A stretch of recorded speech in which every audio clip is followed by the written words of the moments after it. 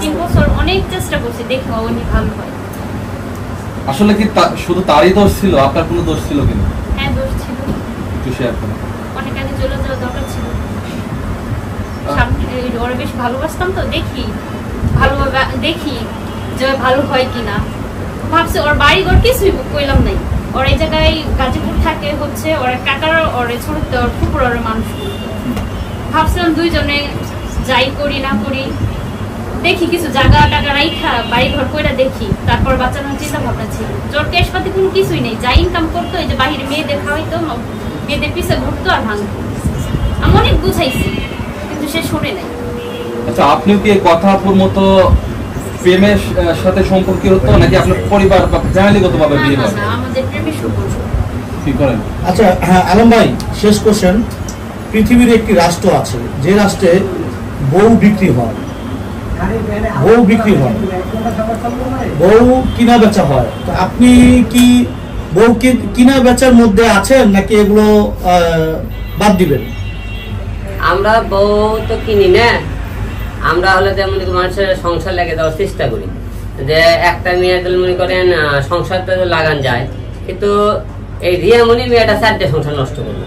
এই জিনিসটা দেখে খুবই দুঃখ যে একটা মেয়ে হয়ে একটা মেয়ের কিভাবে সংসার নষ্ট করে। সে যদি ইচ্ছে করে তো সরে যেত, এতগুলো সংসার নষ্ট হইতো না। তো এখন আমরা বউ তো ভাই, আমি তো অল টাইম চাইকে একটা সংসার ধরা লাগবে, আমার সংসার গেছে তাতে আমার দুঃখ নেই। কিন্তু আর বললো যে এই যে এই দুইটা এই ছেলেটা যে অভি একের পর একটা মেয়ে প্রতারণার শিকার করতেছে এবং তাকে ব্ল্যাকমেল করতে মেয়েগুলো, আসলে এদেরকে শাস্তি হওয়ার দরকার। আর রিয়ামণির যে সমস্ত ঘটনা ঘটাইছে তাকে ভিডিও চলাফেরাতে দেখবেন, এদেরকে মনে করেন যে আপনারা শাস্তি না দেওয়া হয়, আদর্শ ছেলে মেয়ের কিন্তু সংসার নষ্ট হবে। বউয়ের হাত বসে এক জায়গায়, সেখানে ছেলেরা যায় যে পছন্দ করে বউ নিয়ে আসে। তো আপনার তো পছন্দ করা লাগে না, আপনার কাছে এমনি মেয়েরা চলে আসে বা আপনার বউ হতে চায়, কারণ কি আপনার ভিতরে কি এমন রয়েছে, গুণ রয়েছে?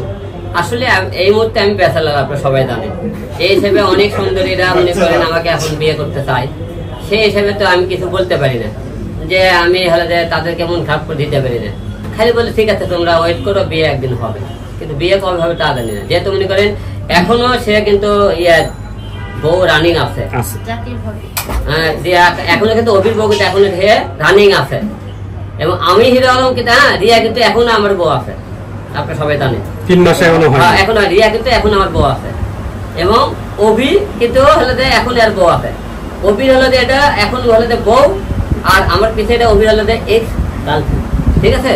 মানে দুটো রানিং গার্লফ্রেন্ড, মানে একে বউ হিসেবে রাখছে, এটা গার্লফ্রেন্ড না। কিন্তু আমার হলো যে কারণ এই জন্য এখন এই মুহূর্তে বিয়ে শাদী করতে যাবে না, কারণ এর জামাই এখনো আছে, আমারও রিয়ামণি এখনো বউ আছে, বুঝতে পারছেন? এখন পর্যন্ত আমি এই যাবত 19টা মেয়ের অফার পেয়েছি। কিন্তু এই মুহূর্তে বিয়ে সাথে কোনো চিন্তা ভাবনা নাই। না 19টা মেয়ে কয়েকদিন আমি নিয়ে এসেছি মিডিয়াতে কাজ করার জন্য। এখন এর মধ্যে দেশের বাইরেও কিছু মেয়ের অফার আছে, তারা মনে করে বিয়ে করতে চায়, এবং দেশের মধ্যেও আছে। আর আপনারা সবাই দোয়া রাখবেন, সামনে আমরা কাজ করতে চাই, আর আমরা ইতিমধ্যে কিন্তু খারাপ শুরু করতে চাই। আচ্ছা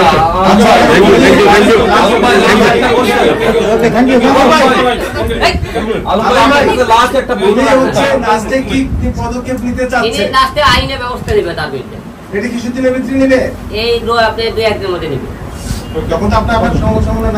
বলো তুমি লাস্টে কি ওঠা, আমি মুখে বলি লাস্টে কি নিতে চাও ব্যবস্থা?